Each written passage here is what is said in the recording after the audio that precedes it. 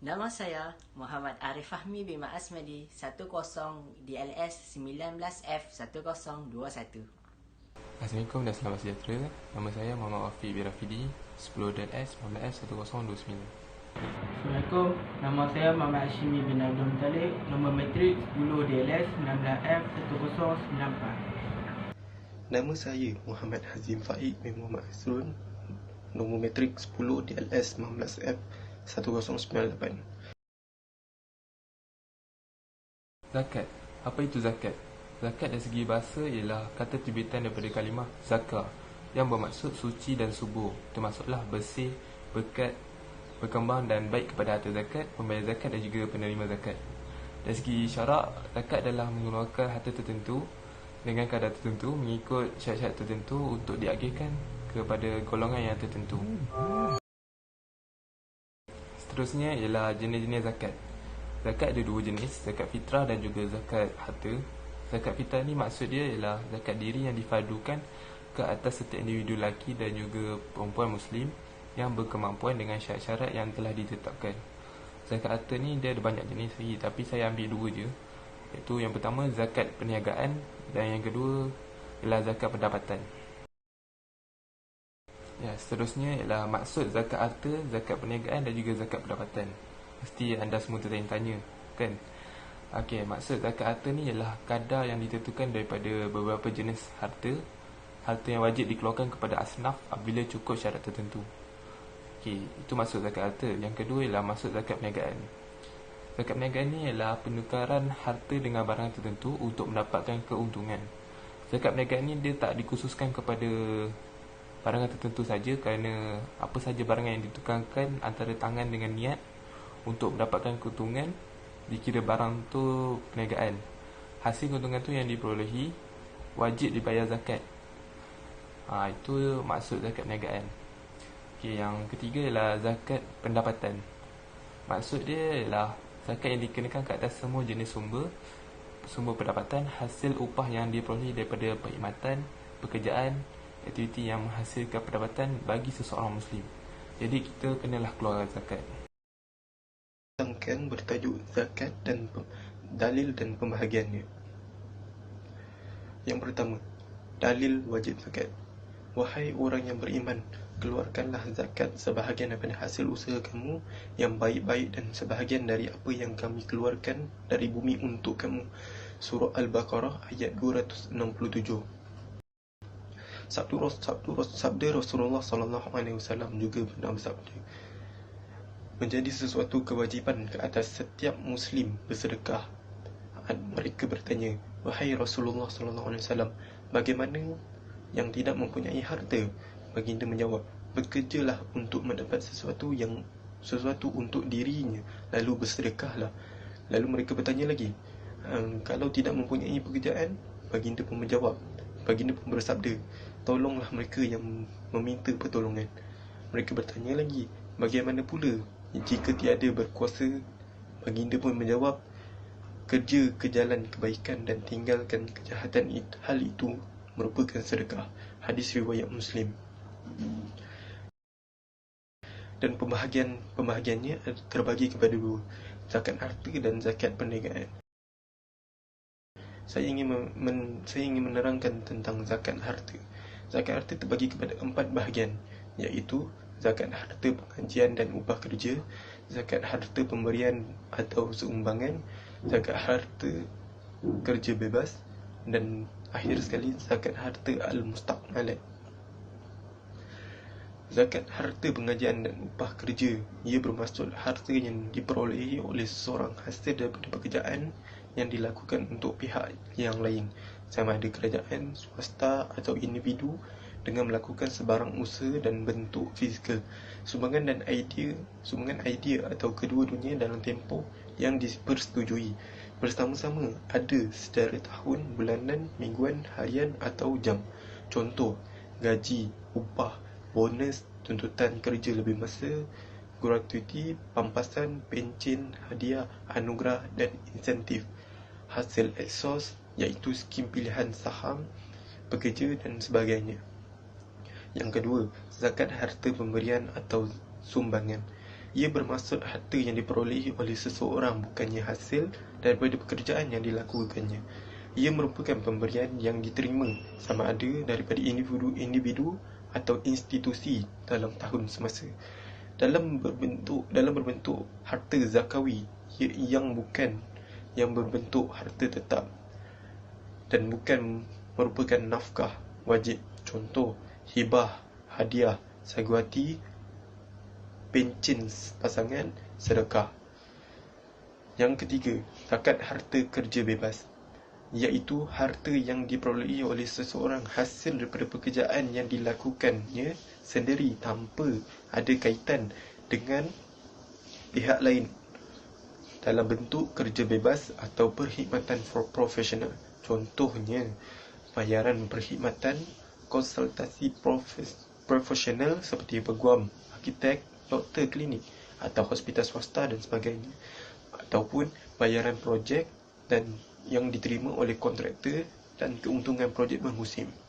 Dan yang keempat, zakat harta mustakmal yang terakhir, iaitu segala harta yang diperolehi daripada harta yang tidak diwajibkan zakat tetapi mendatangkan pulangan atau pendapatan dengan secara sewaan atau jualan hasilnya.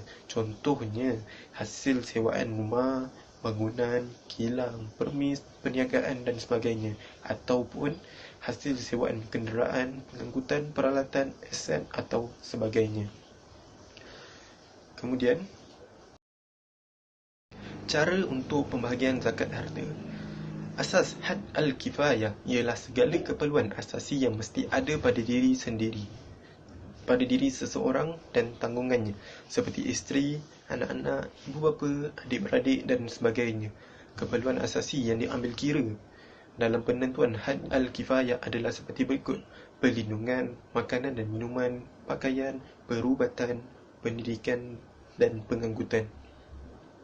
Cara pengiraan zakat harta adalah tolakkan contoh-contoh zakat yang diterangkan seperti tadi, seperti contoh-contoh zakat seperti tadi, zakat harta kerja bebas, zakat harta musta'alat, ataupun zakat harta pengajian dan upah. Tolakkan dengan keperluan asasi iaitu had kifayah seperti perlindungan, makanan dan minuman, pakaian, perubatan, pendidikan dan pengangkutan. Kemudian baru didarabkan dengan 2.5% total yang perlu dibayar. Kemudian zakat perniagaan. Zakat perniagaan ialah zakat yang wajib dikeluarkan hasil daripada harta perniagaan, sama ada berasaskan perbuatan, perlombongan, perikanan, perkapalan, pembekalan, pertanian, perkhidmatan atau sebagainya dengan tujuan diperniagakan. Kaedah pengiraan zakat perniagaan. Ia mengambil kira ekuiti pemilik entiti perniagaan tersebut, sumber-sumber perbiayaan kewangan dan dibuat pelarasan sama ada dicampur atau sebaliknya. Di dalam istilah yang lebih ringkas ialah modal dicampur dengan keuntungan. Contohnya, equity pemilik tambah dengan liability jangka panjang, tolak dengan aset tetap, tolak dengan aset bukan semasa, tambah atau tolak pelarasan. Pelarasan itu adalah pelarasan yang terlibat dalam pengiraan di atas adalah bersumberkan hujah dan asas seperti berikut. Barulah sama dengan harta perniagaan yang tertaluk pada pengiraan zakat. Dan kemudian, ia mengambil kira kedudukan harta semasa perniagaan ditolak dengan tanggungan semasa perniagaan dan dibuat pelarasan dengan beberapa perkara yang berkaitan dengan zakat yang perlu diambil kira. Pelarasan ini dibuat sama ada dengan mencampurkan item-item yang telah dikenal pasti dan perlu ditambah atau membuat tolakan. Sebagai contohnya, aset semasa tolak dengan liability semasa, tambah atau tolak pelarasan yang saya terangkan seperti tadi. Pelarasan yang terlibat dalam pengiraan di atas adalah bersumberkan hujah dan asas seperti berikut. barulah disama dengan harta perniagaan yang tertakluk kepada penyeraan zakat. Sekian daripada saya, Muhammad Hazim Faik Muhammad Azrul. Dan kesimpulannya, kita sebagai umat Islam haruslah membayar zakat, kerana zakat adalah sebahagian daripada rukun Islam. Dan zakat juga dapat membantu orang-orang yang susah ataupun orang-orang yang memerlukan pertolongan. Sekian, terima kasih. Golongan yang layak menerima zakat terbahagi kepada 8 golongan, iaitu fakir, seseorang yang tidak mempunyai apa-apa harta atau pekerjaan atau menerima pendapatan dari sumber-sumber lain yang jumlahnya tidak sampai 50% daripada keperluan harian dan keperluan tanggungannya, dan tidak sampai 50% daripada belanja hidup seseorang yang hidup sederhana dan orang-orang tanggungannya. Yang kedua, miskin, seseorang yang mempunyai pekerjaan atau hasil usaha yang hanya memenuhi sebahagian keperluan asasinya tetapi tidak mencukupi untuk menampung keperluan harian dan juga menampung orang-orang tanggungannya. Yang ketiga, amil, mereka yang terlibat secara langsung dengan institusi zakat, sama ada individu atau organisasi, bagi mengurus dan mentadbir hal ehwal zakat termasuk pungutan, agihan, urusan kewangan dan sebagainya. Yang keempat, mu'allaf, mereka yang dijinakkan hatinya atau mereka yang diharapkan kecenderungan hatinya untuk menerima Islam atau yang memeluk Islam, iaitu tetapi belum kukuh Islamnya. Ianya dibahagi kepada dua, iaitu beragama Islam dan bukan beragama Islam. Bagi beragama Islam, baru memeluk agama Islam. Ketua-ketua kaum Islam yang baik hubungan dengan ketua-ketua bukan Islam yang sejawatan atau sama taraf dengannya. Ketua-ketua kaum Islam yang masih lemah iman tetapi masih ditaati oleh orang-orang di bawah pimpinannya. Orang-orang Islam yang tinggal di perbatasan yang berhampiran dengan negara musuh. Bagi bukan Islam pula, boleh dipujuk supaya masuk Islam, boleh dipujuk supaya tidak berbahaya kepada orang Islam. Yang kelima, al-riqab, memerdekakan orang-orang Islam daripada cengkaman perhambaan dan penaklukan, sama ada dari segi cengkaman fizikal atau mental, seperti cengkaman kejahilan dan terbelenggu di bawah kawalan orang-orang tertentu. Contohnya, asnaf riqab adalah seperti bekas penagih dadah, perempuan yang mengandung anak luar nikah, orang yang ingin bunuh diri, LGBT, gangsterisme, dan orang yang berhasrat ingin menjadi murtad. Yang keenam, al-kharimin, golongan yang berhutang untuk memenuhi keperluan asas bagi kemaslahatan diri, keluarga tanggungannya atau masyarakat yang memerlukan penyelesaian segera dan dibenarkan oleh hukum syarak. Orang yang berhutang itu tidak mampu menjelaskan hutangnya. Hutang itu hendaklah dalam perkara taat yang diharuskan syarak. Hutang telah sampai tempoh untuk dijelaskan. Yang ketujuh, fi sabilillah, mana-mana orang atau pihak yang melibatkan diri dalam satu aktiviti bagi menegak, mempertahankan dan mendakwahkan agama Islam serta kebajikannya. Yang ke-8, Ibnu Sabil. Ibnu Sabil ialah orang Islam yang kehabisan belanja semasa memulakan perjalanan atau dalam perjalanan yang mendatangkan manfaat serta sesuai dengan hukum syarak, dengan syarat putus bekalan dalam perjalanannya, tidak dapat memanfaatkan hartanya untuk meneruskan perjalanan, memerlukan kemudahan asas dalam masalah perjalanan, ditinggalkan dalam perjalanan. Persoalan yang mungkin tertanya-tanya. Pertama, adakah orang tua atau OKU tergolong dalam asnaf fakir atau miskin? Jawapannya mudah.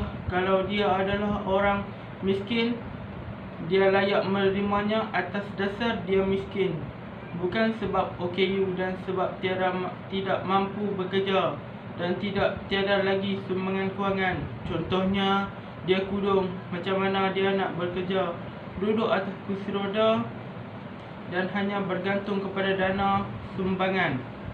Walau bagaimanapun, ada juga OKU yang bekerja dan berusaha. Itu kita ucapkan tahniah sebab usahanya untuk mengeluarkan diri dari kepompong kemiskinan, serta seperti Haziqah Nurul Huda yang lumpuh dari paras pinggang hingga ke bawah disebabkan demam panas yang terkenal dengan kek bulan halal. OKU seperti ini tidak lagi layak untuk menerima zakat kerana mampu memperoleh sumber kewangan sendiri bagi menampung keperluan hidup.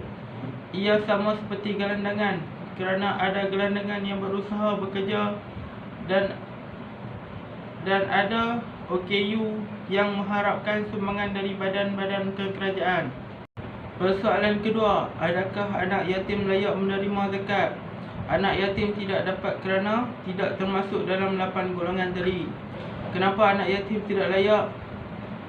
Ada anak yatim lebih kaya pada kita. Kalau Bill Gates mati, anak dia lagi kaya pada kita. Sebab tu anak yatim tidak layak terima zakat sebab belum tentu dia miskin. Tapi kalau dia anak yatim, dia miskin, dia dapat atas dasar miskin, bukan kerana anak yatim.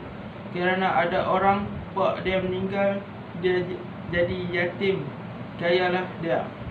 Pak dia tinggal harta banyak, kerana sebab tu dia tak termasuk. Anak yatim yang kematian ibu bapa dan sanak saudara pun tidak menghiraukan, tinggal sebatang kara dan masih belajar dan hanya bergantung kepada institusi yang dipanggil zakat, layak menerima zakat sehingga dia habis belajar dan bekerja sehingga mampu menguruskan kehidupan sendiri. Persoalan ketiga, apakah hukum ibu tunggal menerima zakat kerana miskin tapi pada masa sama ada adik-beradik laki-laki yang kaya mampu menjaganya? Boleh kerana dia miskin. Yang tidak boleh asalnya dia miskin, tapi bila dibantu adik-beradik sudah tidak miskin, baru tidak boleh terima zakat. Peringatan, adik-beradik yang kaya tidak memberi nafkah kepada ibu tunggal miskin. Semua adik-beradik yang kaya berdosa setiap hari sampai mati. Seterusnya ialah ikhtibar dan juga pengajaran. Pengajaran dan ikhtibar yang kita boleh ambil daripada zakat ialah yang pertama, kita dapat merapatkan jurang pendapatan antara sesama umat Islam. Yang kedua apa? Yang kedua, ia dapat membersihkan hati kita. Dapat membersihkan hati kita ni daripada apa? Daripada sifat iri hati dan juga sifat sombong. Yang tu yang kita tak mahu. Yang ketiga ialah kita dapat meningkatkan taraf jurang, dapat meningkatkan taraf hidup masyarakat yang tidak berkemampuan dan juga mengalami kesusahan dalam hidup. Yang keempat, iaitu yang terakhir, ialah kita dapat bersederhana dalam kehidupan. Zakat ni mengajari kita untuk bersederhana dalam kehidupan, ya. Akhir sekali ialah kesimpulan bagi zakat. Ini adalah ajaran-ajaran Islam yang menggabungkan antara keadilan dan juga kebajikan, atau antara keadilan dan kasih sayang. Dengan adanya pusat pemungutan zakat yang memudahkan atau diberi kebaikan kepada orang yang berupaya dan juga tidak berupaya. Bagi orang yang berupaya membayar zakat, dia telah dijanjikan oleh Allah SWT agar dihapuskan dosanya. Selari dengan tu, Allah SWT berfirman, belanjakanlah harta bendamu ke jalan Allah, dan janganlah kamu menjatuhkan diri kamu sendiri ke dalam kebinasaan, dan berbuat baiklah kerana sesungguhnya Allah menyukai orang-orang yang berbuat baik. Manakala bagi orang yang tidak berupaya, zakat adalah suatu hak bagi mereka dan bukan untuk kesenangan, malah untuk keperluan. Oleh itu, kita yang berupaya ni bersama-samalah kita mengeluarkan zakat.